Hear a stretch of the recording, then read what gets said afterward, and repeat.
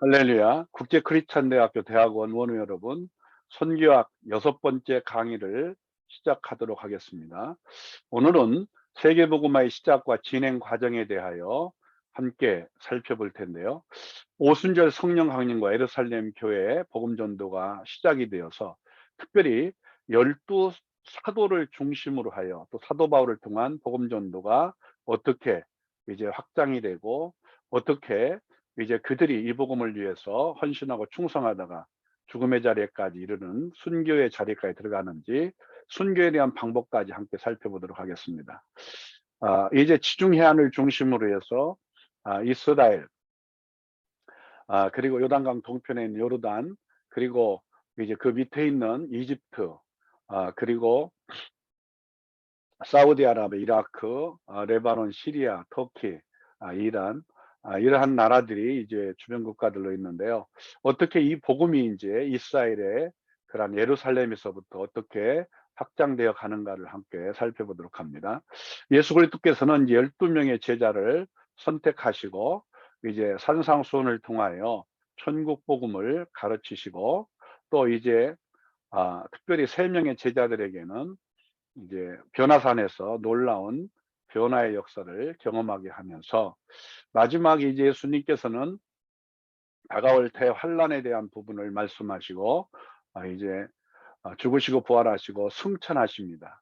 500여 명의 제자들에게 부활을 확신케 하고 이제 그들이 보는 앞에서 이제 승천하시고 다시 오시겠다 약속하시며 이 복음을 증거할 수 있도록 이제 성령의 권능을 보낼 테니까 성령의 권능을 받으라고 말씀합니다.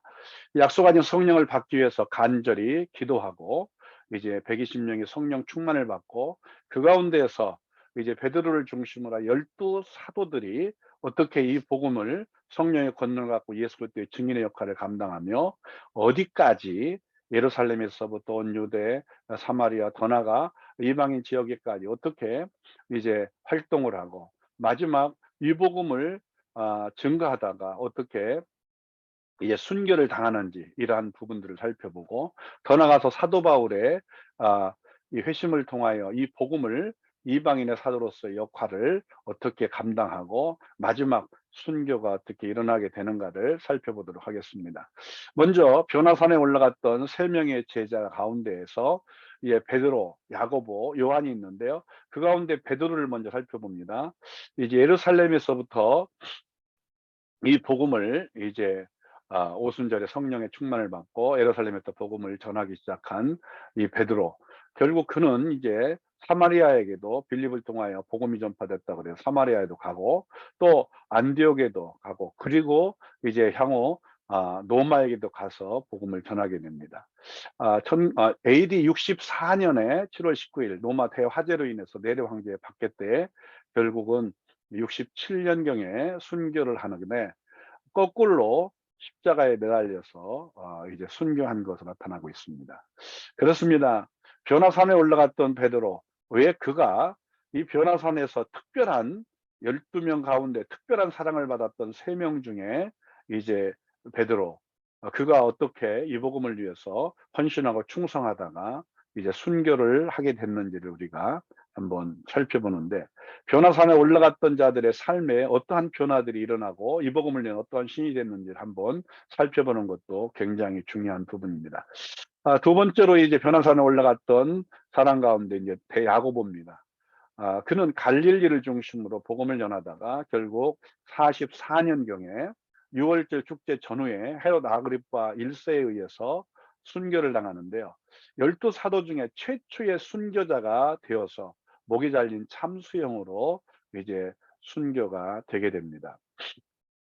여러분, 변화산에 올라가서 이제 예수 그리스도와 그리고 모세와 엘리야가 함께 구약에서 이제 모세오경을 통해서 이제 이 땅에 그림자와 같이 예수 그리스도 오셔 사실 구속 사역을 예표하고 또 선지자들 통해서 이 땅에 오시리라 예언하신 그 예수 그리스도가 오셔서 어떤 사역을 이루어야 할 것인지, 그리고 가장 중요한 건 신령한 모습의 변화된 모습을 통하여 이제 하나님께서 증명하신 게 있죠. 이는 내 사랑하냐 기뻐하냐 너희는 그의 말을 들으라. 그렇게 하나님의 음성이 들리며 확신을 갖고 내려오게 된 거죠. 이러한 확신은 결국 그들의 삶 속에 놀라운 그러한 변화의 삶을 경험하게 되고, 이제 부활하시고 부활하신 주님을 만나고 약속한 성령을 받고 난 뒤에 엄청난 이 복음을 위하여 죽는 자리까지 들어가는 상태가 된 거죠. 그들만이 아닙니다. 이제 안드레도 극해 연안 지방까지 가서 복음을 전하기 위해서 활동하고, 결국 70년경에 그리스 이제 에데사의 지방에 에,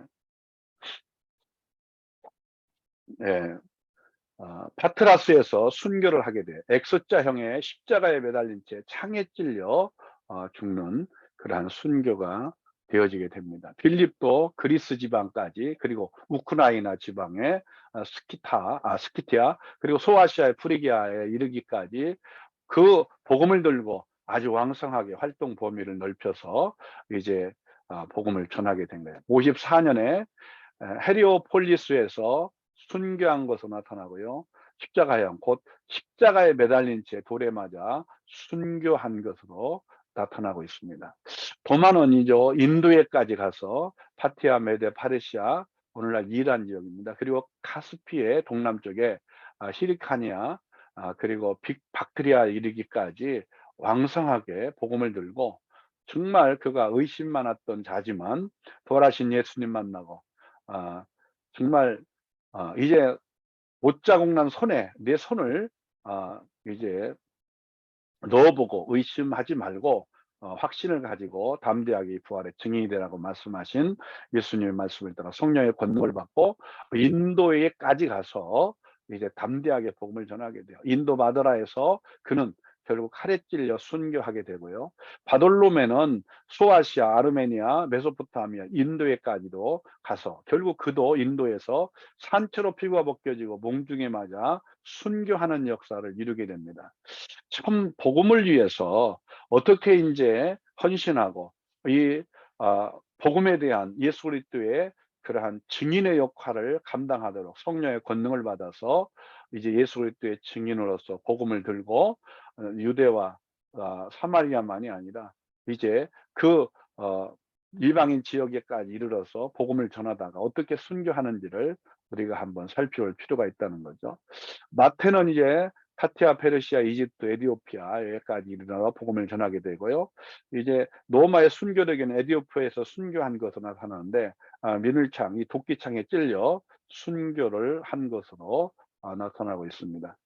여러분, 정말 이들이 왜 이렇게 정말 성령의 권능을 받고 이 예수 그리스도를 위하여 이제 헌신하고 또 예수 그리스도의 복음을 전하다가 이 복음 때문에 많은 그러한 박해를 받다가 순교하는 자리에까지 이르렀는지, 오늘 그들이 이 복음의 영광과 복음의 능력과 그 복음의 상을 바라보며 그 약속한 상을 바라보며 달려가게 됐는지, 오늘 또 우리 가운데 이 복음을 이제 들고 가족과 민족과 가족과 지역과 민족과 열방 가운데 나아가 세계복음화를 이루어 주님 다시 오실 길을 예비해야 될 이 시대적 사명을 갖고 있는 저와 여러분에게 다시 한번 이 복음을 부끄러워하지 않냐고, 이 복음을 내는 헌신과 충성된 우리의 믿음이 되어야 할 것인지를 다시 한번 상고케 하는 줄로 믿습니다.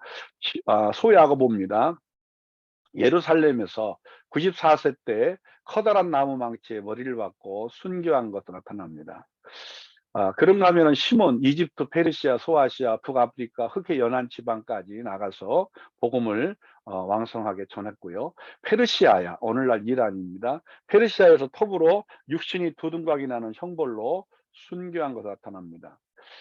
그런가 하면 유다입니다. 에데사, 시리아, 메소포타미아, 페니키아, 아르메니아에까지 가서 왕성하게 복음을 전했고요. 에데사에서 십자가형으로 순교를 당한 것으로 나타납니다. 그리고 이제 12사도로 보선되어진 마띠아, 유다 지방 에디오피아, 마게도니아까지, 그래서 예루살렘의 돌팔매질을 당하였고 후에 참수형을 당하여 순교한 것으로 역사가들은 이야기하고 있습니다.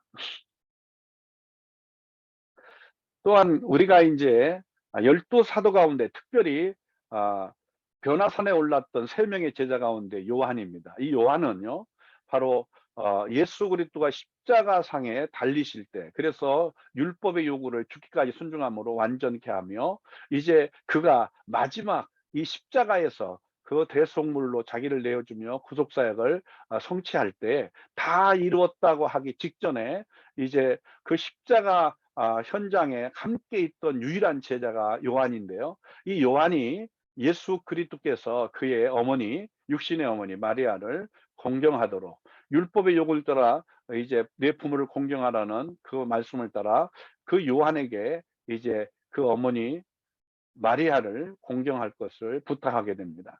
이러한 부탁을 받았던 요한은 이제 성경에 예언한 말씀, 약속하신 말씀대로 땅에서 내 부모를 공경하라. 그리하면 내가 잘되고 장수하리라는 그러한 약속의 말씀처럼 그는 순교를 당하지 않고 오히려 장수의 축복을 받아서 그가 육신의 어머니 마리아를 잘 공경하고 그가 이제 사명을 감당하는 걸 보게 돼요.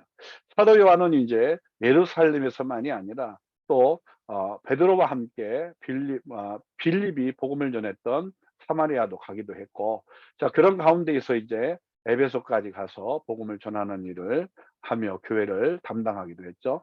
90년에 도미티안 황제를 신으로 숭배하는 명이 내려지고 소아시아의 그리스도인들 핍박하게 되어지므로 결국은 이제 황제를 신으로 숭배하는, 다시 말해서 배교를 강요하는 그 일들을 이제 십계명에 대한 부분에 1계명과 2계명이 확실하게 하나님의 계명 때문에 이제 그 핍박 박해가 있는데도 불구하고 황제 숭배를 하지 못하게 되는 거죠. 그리함으로 인해서 이제 많은 그리스도인들이 어려움을 겪게 되는데 결국 95년에 반모섬에 유배가 되어서 그곳에서 이제 하나님께서 이제 마지막 창세 이후에 가장 큰 환란이라고 하는 마지막 다가올 대환란을 이길 수 있도록 주님이 계시하신 요한계시록을 이제 기록하게 됩니다.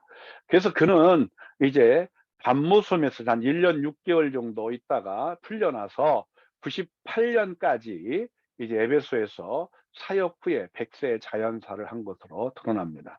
12명의 이러한 제자들이 성령의 권능을 받고 이 복음을 담대하게 예루살렘만이 아니라 유대인들만이 아니라 같은 동족만이 아니라 이방인들까지 복음을 전하는 그러한 예수 그리스도의 증인의 역할을 감당하게 되어져서 그들을 통하여 어떻게 복음이 이제 증거되어졌는지를 우리가 살펴보고요. 또 이제 이방인의 사도로 부름받았던 그러한 사도 바울, 이 바울의 삶을 하나님께서 이제 그 계획한 대로 구두사의 섭리 안에서 때가 되어 그를 이제 선택하여 부르시고 이방인의 사도로서의 사명을 맡기셔서 그로 하여금 이제 지중 해안을 중심으로 이제 이 복음이 거대하게 이제 확산되어지게 만드는 걸 보게 됩니다.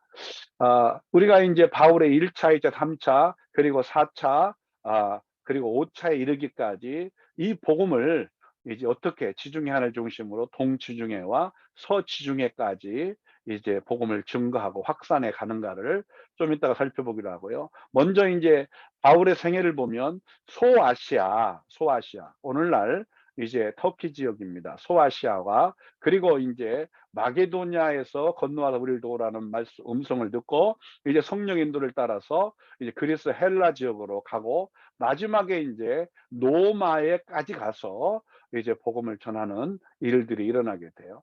AD 33년에 28세 회심을 한 것으로 나타나고요. 총 34년 사역 후에 AD 67년에 순교한 것으로 나타나는데 우리가 잘 아는 것처럼 이제 AD 60년 7월 19일에 로마의 대화재가 일어나고 네로 황제가 이제 결국 이 화재의 방화범으로 기독교인들을 지목하면서 이제 박해가 일어나게 됩니다. 그래서 결국 사도 바울도 67년에 순교한 것으로 나타나고요. 결국은 로마의 시민권을 가졌기 때문에 이제 식민지의 그러한 저주의 형틀인 십자가가 아니라 이제 로마 시민권을 가진 자로서 목 잘리는 참소형을 통해서 목이 3번 튀었다고 터틀려는 역사가인 터틀려는 증거하고 또 그 3번 튄 자리를 기념하여 기념교회가 세워질 만큼 이렇게 진행된 걸 보게 돼요. 자, 우리가 이제 여기서 한번 좀 살펴볼 것은요. 1세기부터 12명의 사도들을 중심으로 하여 1세기부터 19세기 이르기까지 이제 우리가 12 사도 가운데 사도 요한 빼고는 11명의 순교를 했고요. 또 사도 바울도 순교를 했잖아요. 그 이후에 이제 속사도들도 있었고, 그런 가운데에서 이제 1세기부터 19세기 이르기까지 순교자의 수, 복음을 위해 헌신하고 이 복음을 위해 충성하다가 이제 예수 믿는 것 때문에, 이 복음을 증거하는 것 때문에 핍박과 박해를 받아서 순교한 자들의 수를 이제 2,326만 8천 명으로 이제 통계를 내고 있어요. 그런 가운데에서 20세기에 들어서면서 선교 전략적인 그러한 변화 속에서 엄청나게 이제 이 복음이 확산되고, 또 복음의 저항지대요, 가장 복음의 그러한 박해 지역들이 이제 복음을 들고 나가는 자들을 통하여 충돌이 일어나면서 박해와 순교가 일어나게 돼요. 그래서 20세기 순교자의 수는 아주 1세기부터 19세기보다도 더 배 이상으로 순교자의 수가 늘어납니다. 4,493만 3천 명으로 통계가 일어나고요. 그중에서 오늘 좀 함께 소개하고 싶은 것은요, 우리가 참으로 이 복음 때문에 세계 복음화를 이루어가는, 특별히 5대양 6대조 세계 복음화를 이루어서 주님이 다시 오실 길을 예비하는 일에 쓰임 받기 위하여 먼저 이제 이 복음을 들고 이제 증인의 역할을 감당하도록 성령의 권능을 받은 자들이 힘있게 나가는데, 특별히 이제 아프리카에 지금 강력한 성령의 역사들이 일어나고 있거든요. 그 가운데에서 나이지리아, 이 나이지리아에는 이제 이슬람 국가는 아닙니다만 그래도 기독교인도 있고 이슬람을 믿는 무슬림들도 많은데요. 이 무슬림에 의하여 이제 많은 기독교인들이 이제 핍박과 박해를 받게 되고, 많은 교회들이 이제 불을 지르고 교회에 정말 엄청난 그러한 박해들이 일어나게 됩니다. 그래서 기독교인이 전 세계의 그러한 단일 그러한 민족 가운데에는 최고 많다고 보는데요. 바로 6,206만 명이나 된다고 그러죠. 나이지리아의 그러한 기독교인만. 그런데 작년 한 해 동안 10달 만에 4,000명이 순교를 했고요. 또 지난해 또 한 해 동안은 이제 6,000명이 넘게 순교를 당했는데, 이것은 전 세계에서 가장 많은 기독교인의 순교를 한 수의 이제 그 통계가 나왔습니다. 이것은 뭘 얘기하냐면요, 지금 가장 복음의 저항지대가 바로 어디냐면 바로 이슬람권입니다. 이슬람 그런 종교가 이슬람이고 이슬람 국가로 완전히 이제 세워진 나라도 있지만 그렇지 않은 나라들도 있어요. 어, 자, 그런데 이제 우리나라의 이제 순교자의 수는 1885년에 이제 어, 기독교 선교사들이 이제 들어오게 돼요. 아펜젤러 그리고 연도우도 선교사들이 들어와서 이제 그들이 부활절 아침에 제물파항을 통해 들어와 가지고 그때로부터 이제 이 복음을 한강 이북, 한강 이남 이렇게 나눠서 복음을 증거하다가 약 이제 순교자의 수가 일제 강점기나 그리고 이제 6.25 동맹을 통하여 그 이후에 순교자의 수를 다 추산할 때 이제 기독교 순교자 기념관이 양지에 있는데요. 거기에 보면은 약 2,600명으로 추산됩니다. 우리나라 일제 강점기나 그래서 신사참배를 강요했고요. 그것 때문에 많은 순교자가 일어났고, 또 6.25 동란을 통하여 이 공산당에 의해서 엄청난 많은 기독교인들이 이제 박해를 당하고 결국은 이제 많은 사람이 순교를 했잖아요. 그럼에도 불구하고 2,600명으로 추산이 돼요. 그런데 나이지리아는 지금요, 그 단일 민족 가운데 결국은 이제 4,000명, 그리고 더 나가서 작년 한 해만 해도 6,000명의 순교를 당했다는 건 이 가장 복음의 저항지대요, 가장 그러한 어려움이 되는 그러한 이제 순교자의 수가 엄청나게 많이 일어나게 될 마지막 이제 저항지대가 되는 것이 바로 이제 이슬람권이라는 한 이야기입니다. 좀 더 살펴보면은요, 전 세계 기독교 박해국가 76개로 3억 6천만 명이 되는데요. 이 박해국가 가운데에서 순위가 높은 50개국 가운데 40개국이요. 이슬람 국가라는 거예요. 3억 5,900만 명이 될 정도로. 그러니까 이제 마지막 이제 세계 복음화를 위한 거, 세계 선교가 완성되기 위해서는요. 가장 중요한 블록이, 물론 이제 우리가 바로 중국이라는 공산권 국가도 있고요. 그리고 이제 인도라고 하는 신두교 국가도 있고, 또 이제 불교 국가도 있어요. 그렇지만 가장 예루살렘을 중심으로 하여 반경 3,000km, 5,000km에 있는 그러한 이슬람 국가들이 가장 강력한 복음의 저항지대라는 겁니다. 여기에서 이제 이 복음을 들고 가서 복음을 전하다가 엄청난 그러한 박해를 통하여 순교가 일어나게 되어질 것이고요. 정말 마지막에 이제 다가올 대환란 때에는 이제 미혹과 박해들이 일어나므로 이제 순교자의 수가 이제 차게 되면 첫째 부활이 일어나고, 이제 그 첫째 부활이 일어나면 이제 결과적으로 이제 휴거의 역사가 일어나게 될 거라는 거죠.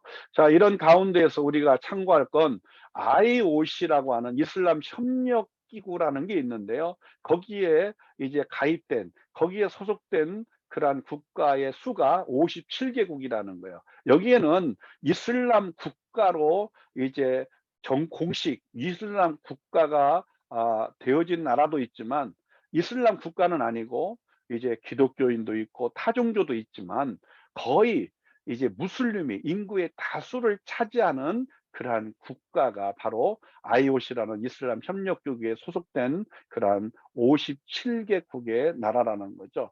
그러니까 이제 마지막 남은 세계 복음화의 가장 중요한 그러한 이제 저항지대가 결국 이슬람 국가예요. 이슬람 국가는 아직도 기독교인들에 대하여 개종을 강요하기 위해서 이제 만약에 개종을 하지 않으면 죽이라고 하는 그러한 분명한 그러한 꿀안에 그러한 조항들이 있는 것이 있기 때문에, 아주 한 손에 칼을 들고 한 손에 꿀안경을 들고 이제 정말 개종을 강요하고 있는 것이 이슬람이고, 이슬람은 지난 시간 살펴본 것처럼 어마어마한 그러한 참으로 세계 그러한 이슬람 국가가 19억이나 되는 그러한 인구수를 이제 확대해 가고 있고, 엄청난 나라들이 지금 이슬람교를 받아들여서 지금 엄청나게 세계가 이슬람화가 돼 가고 있는 거예요. 그래서 어찌 보면 이제 이슬람은 지금 아시아권, 특별히 동쪽을 향하여 진행하고 있어요. 우리나라에도 뭐 말할 것도 없이 이슬람 인구가 우리나라에 한 37만 명 정도 된다고 통계가 나오죠. 그래서 기독교인이 그 가운데 약 70 몇 프로 정도가 이제 기독교인이었다가 이슬람으로 개종한 자가 되었다고 하는 거예요. 그래서 이런 통계들을 보면서 이슬람 이제 그 사람들을 이제 기독교로 개종시키기 위한 사역을 하고 있는 사역자들의 통계들을 보면, 기독교에서 이슬람으로 개종한 사람, 대한민국 내에서 이런 사람들이 이제 37억 가운데 37만 명 가운데에서 이제 70 몇 프로가 이렇게 기독교인이었다가 갔기 때문에, 지금 기독교에서 이 이슬람에 대하여 우리가 전혀 무관심하게 모르고 그렇게 이제 많은 사람들이 이슬람에 대해서 우호적으로 그렇게 개종하는 경우가 있는데, 이 일들을 우리가 준비하기 위해서 정통 기독교의 교리만이 아니라 이슬람에 대해서 우리가 바로 알고, 또 이슬람을 경계하고, 또 이슬람을 위해서 결과적으로 그 영혼들을 사랑하여 주께로 인도하도록 이 복음화를 이루어가는 일에 준비들이 돼야 된다고 하는 겁니다. 전 세계 기독교 박해 상위 10개 국가가 있습니다. 2023년 월드와치 리스트에서 한국 오픈도어 선교의 자료인데요. 1위가 세계의 그러한 가장 기독교 박해하는 나라는 바로 1위가 북한이고요. 그리고 박해 지수는 98%에 이룬다고 하죠. 그러니까 뭐 북한은 완전히 최고의 기독교에 대한 박해의 지수가 아주 거의 뭐 100이라고 할 정도라고 보는 거죠. 2 위는 소말리아하고 92 정도의 박해 지수가 있고요. 3 위는 예멘으로 80 9 프로의 박해 지수가 있고, 4 위는 에리트리아 89 프로의 박해 지수가 있고요. 바로 5 위는 리비아의 이런 박해 지수는 88 프로고, 6 위가 바로 나이지리아예요. 아까 우리가 살펴봤던 것처럼 이제 작년 6개월 만에 4,000명, 그리고 1년 한 해 동안 6,000명의 순교자가 일어날 만큼 이 무슬림들에 의해서 엄청난 이러한 죽임을 당하는 일들이 일어나게 됐는데요. 그렇게 고통받고 있는 나라가 6위가 되는 거예요, 나이지리아가. 그러니까 그 거기보다 박해 지수가 더 높고 이제 많은 기독교 박해 국가로 이제 상위권에 오른 이 5개 나라들을 살펴보면은요. 뭐 수가 통계가 지금 제대로 나와 있지 않기 때문에 그렇지, 폐쇄적이라 굉장히 많은 그러한 기독교인들이 박해를 받고 오늘 또 이제 복음 때문에 죽임을 당하고 있는 가운데에서 이 복음을 증거하고 있다는 거예요. 그다음에 이제 7 위가 파키스탄, 박해 지수가 86이고요. 8 위가 이란입니다. 이란. 그래서 86이라고 하는 박해 지수고요. 그다음에 이제 9 위가 아프가니스탄 80, 이제 4%에 해당되는데요. 이 9위가 되는 아프가니스탄, 우리가 이제 얼마 전에 이제 아프가니스탄에서 미국이 철수를 하게 되므로 탈레반이 다시 정권을 잡고 이제 본격적인 그러한 강경 이슬람 국가를 만드는 거예요, 탈레반들이. 그러다 보니까 가장 중요한 건, 이슬람은요 기독교에 대하여 개종을 강요하고, 기독교를 개종을 이제 하지 않으면 죽이는 거예요. 그렇기 때문에 기독교인들을 완전히 죽이는 것들이 아주 당연한 것으로 아예 꾸란에서 정한 법이 되기 때문에, 그들은요 지금 아프가니스탄에 그러한 탈레반의 정권을 어 이제 장악하고 얼마나 많은 그러한 기독교의 박해들이 일어나는가를 우리가 살펴봤잖아요. 그래서 그 땅에 있던 모든 그리스도인들, 선교사들만이 아니라 그리스도인들이 다 죽음을 앞두고 다 피신하고 주변 국가로 나오게 되는 걸 보게 되잖아요.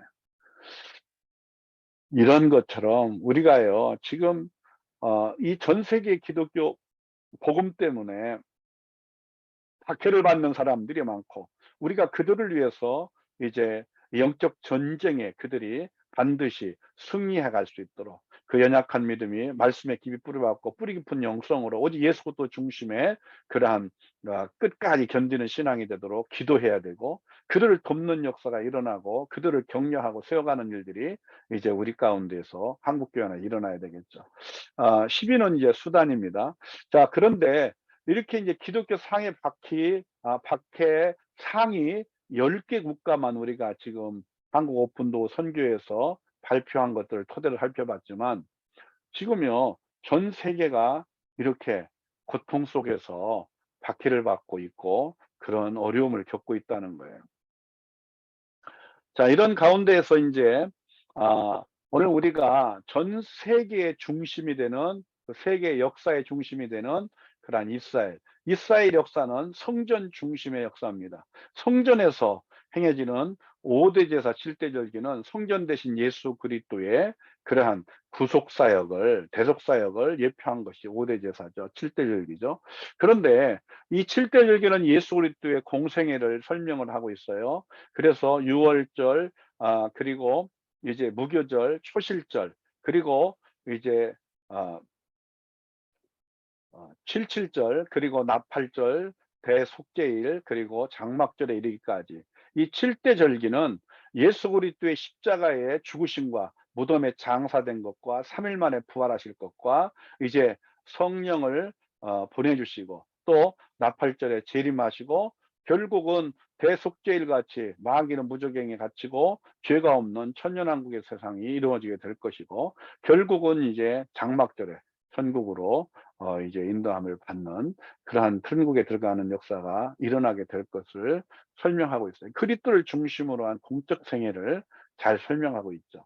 그래서 동정역에 탄생하고 십자가에 죽으시고 부활하시고 이제 승천하셔서 약속한 성령을 보내주시고 이 성령의 권능을 받고 이제 우리가 예수 그리스도의 부활의 첫 열매가 된 예수 그리스도 안에 부활의 생명을 소유한 자들이 이제 그리스도의 지상재림의 부활 첫째 부활의 소망을 갖고 이제 다시 오실 예수 그리스도의 복음을 이제 증거하는 일을 통해서 주님이 다시 올 예배하는 일들을 감당하다가 결국은 이제 이 복음 때문에 이 복음 때문에 이제 핍박도 받고 이 복음 때문에 결국 박해를 받아서 죽음의 자리, 순교하는 자리까지 들어가는 그 일들이 이 복음에 약속된 상이 있기 때문에 가능하다는 거죠. 오직 성령의 권능을 받아 이 일들을 이뤄가는데 바로 5대양 6대주의 세계복음화의 가장 핵심이 되는 바로 이 이스라엘의 성전 중심에서 예수 그리스도의 구속 사역이 이제 공적 생애를 통해서 이루어지고 그 예수님이 이제 죽으시고 부활하시고 승천하셔서 약속한 성령을 보내주심으로 성령의 권능을 받은 12 제자를 통하여 또 사도 바울을 통하여 이제 어떻게 지중해 안을 중심으로 복음이 전파되는가를 한번 살펴보겠습니다. 이렇게 이제 이스라엘을 중심으로 주변 국가에 어떻게 복음이 전파되고 진행되는 걸 보죠.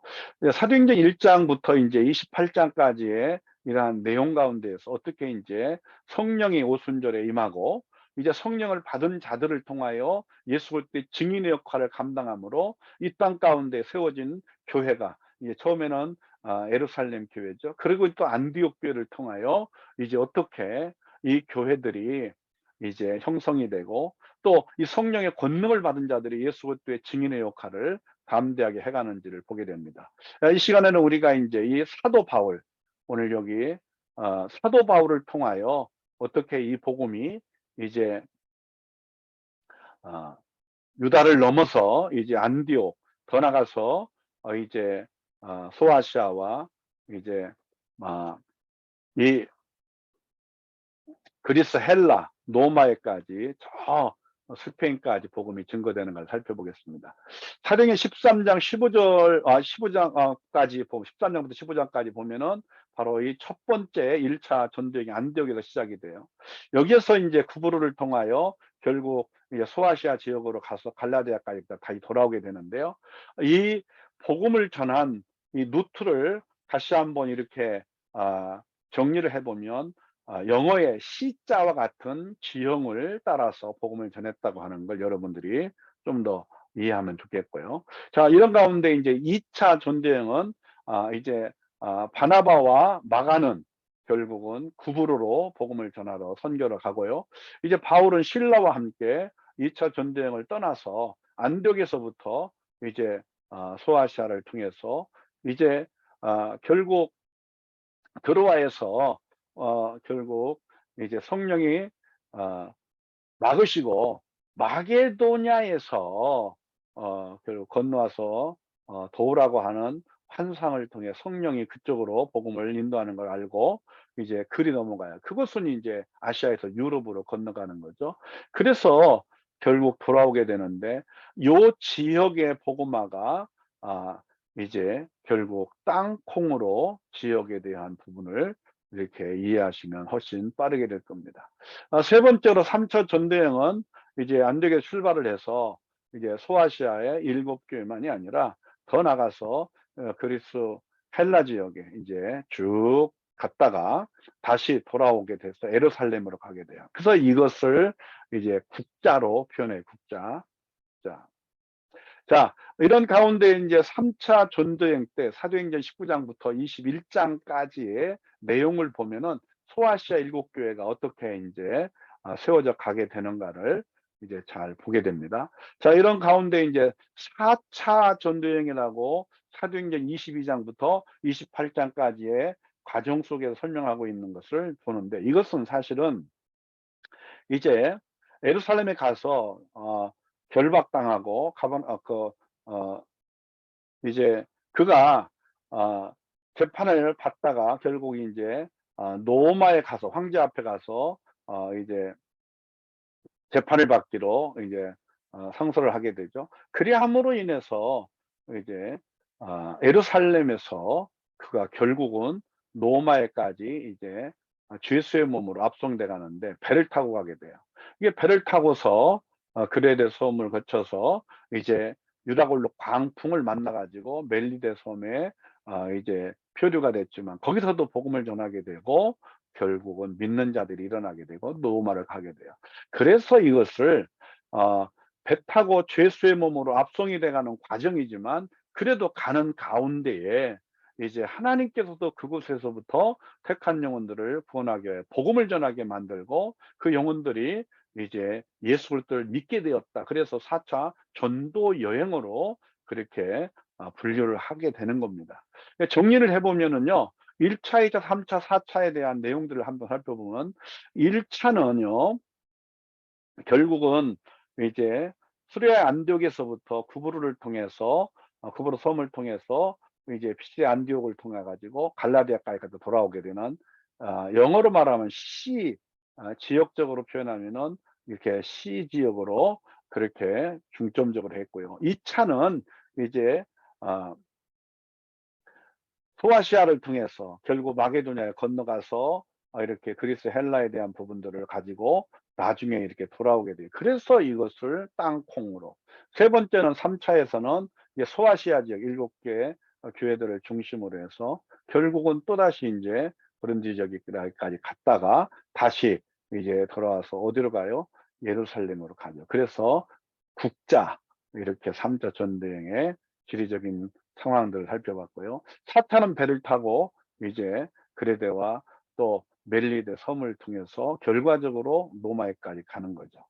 자, 이런 가운데에서 인제 2년 동안 셋집에 살다가 결국은 이제 잠시 풀려나 가지고 이 로마에서 사도 바울은 서쪽 반대의 끝, 예, 서바나라고 하는 서쪽 반대의 끝이라는 서바나, 이 스페인입니다, 오늘날. 거기에까지 가서 복음을 전하고 다시 이제 복음을 전했던 지역들, 그레데부 섬으로 해서 이렇게 고린도 지역에까지 왔는데, 문제는 인제 63년도에 이렇게 셋집에서 풀려나 가지고 이렇게 5차 전도여행이라고 표현해 스페인까지 가 가지고 이렇게 복음을 전하는. 그런데 결국은 인제 로마 이제 대화재의 방화범으로 기독교인을 잡아들이라는 명이 내려서 결국은 고린도 지역에서 사도 바울이 잡혀서 결국 다시 로마에 가 가지고 깊은 감옥에 갇혀 있다가 결국은 순교를 당하게 되는 모습입니다. 자, 사도 바울을 통하여 이 복음이 지금 이스라엘에서 결국은 안디옥으로, 수리아 안디옥으로, 수리아에서 구브로만이 아니라 이쪽에 그리고 아시아 지역에 갈라디아까지 갔다가 1차적으로 갔다 오고, 또 이제 소아시아에서 결국은 성령이 막으시고 어디로요? 아시아가 아니라 유럽의 첫 번째 성인 바로 빌립보를 통하여 쭉 이렇게 그래서 헬라 지역을 복음을 전하게 되고, 3차는 이것들을 돌아다니면서 이렇게 복음 전하다 예루살렘으로 가고, 그래서 동지중해를 중심으로 이제 복음을 편만하게 전하다가 이제 때가 되어서 이제 로마의 압송이 돼서 가 갖고 거기에서 이제 2년 동안 셋집을 얻어서 머물면서 그에게 나오는 모든 자들에게 거침없이 담대하게 하나님 나라에 대하여 가르치고 복음을 전하게 되는 상황이 되다가 2년 뒤에 풀려나서 이제 서쪽 반대의 끝인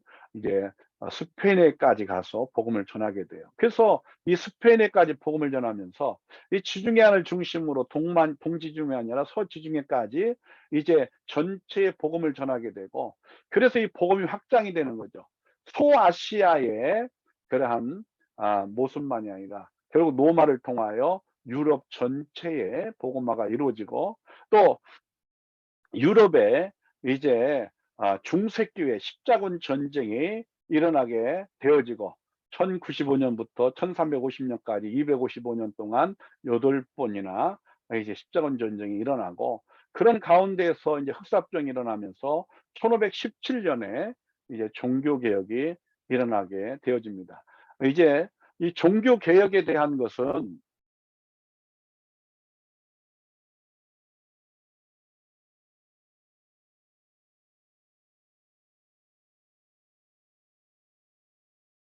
바로 세계 복음화의 이 선교 역사에 대한 부분을 우리가 살펴보고, 그 가운데에서 어떻게 이제 세계 복음화를 위한 선교 역사를 우리가 살펴보면서, 그 역사 속에서 어떻게 선교 복음 세계 복음화를 위한 선교 전략들이 바꿔져 가는가는 다음 시간에 함께 살펴보도록 하겠습니다. 기도합니다. 하나님 아버지, 우리가 참으로 이러한 놀라운 역사들을 다시 한번 우리가 살펴보고, 예수 그리스도가 가지고 오셔서 가르치시고 이제 위임하신 이 천국 복음을 12명의 사도들이 성령의 권능을 받아서 어떻게 이제 예루살렘과 유다와 사마리아와 또 주변 국가들, 더 나아가서 이방인의 사도로 부름하는 사도 바울을 통하여 어떻게 동지중해만이 아니라 서지중해에 이르기까지 이 복음이 확산되어지게 되었는지를 살펴보고, 이제 이것이 어떻게 이제 종교개혁 이후에 전 세계에 복음화로 확산되어져 가는가를 다음 시간에 살펴보면서, 우리가 세계복음화의 시작과 또 진행 과정과 그리고 남은 과업에 대하여 바로 알고 남은 세계복음화에 동참할 수 있는 우리 모두가 되도록 은혜를 부어 주시옵소서. 우리 주 예수 그리스도의 이름으로 기도합나이다. 아멘.